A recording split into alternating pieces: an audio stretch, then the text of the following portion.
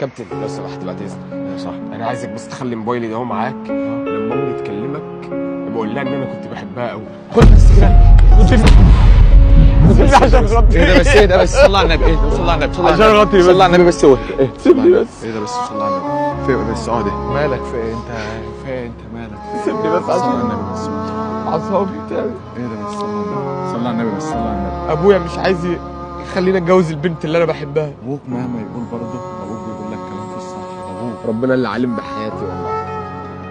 ربنا بس، ثواني كده بس، ثواني.